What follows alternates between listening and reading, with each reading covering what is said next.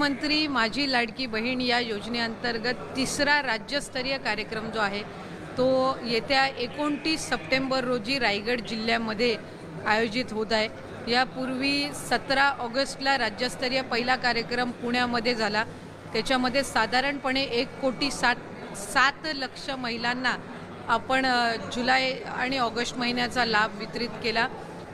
त्यानंतर 31 ऑगस्टला नागपूरमध्ये दुसरा राज्यस्तरीय कार्यक्रम झाला, जिथे आपण साधारणपणे 52 लाखपेक्षा अधिक महिलांना जुलै आणि ऑगस्ट महिन्याचा लाभ वितरित केला।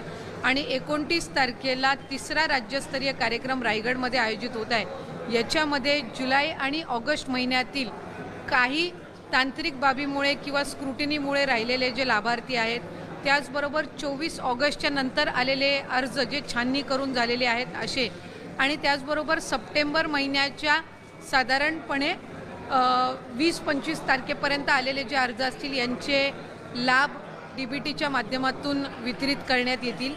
याच्यामध्ये जुलै आणि ऑगस्ट महिन्याचा ज्या 1,60 लाख महिलांना लाभ गेल्या महिन्यापर्यंत वितरित झालेला आहे, त्यांना सप्टेंबर महिन्याचा लाभ जो आहे तो 29 तारखेला देण्यात येईल। आणि जे अर्ज ऑगस्ट महिन्याच्या आधी भरले गेलेले आहेत पण स्क्रुटिनीमुळे ज्यांना लाभ अद्यापपर्यंत वितरित झाला नाही, त्यांना जुलै, ऑगस्ट आणि सप्टेंबर महिन्याचा लाभ हा वितरित करण्यात येणार आहे।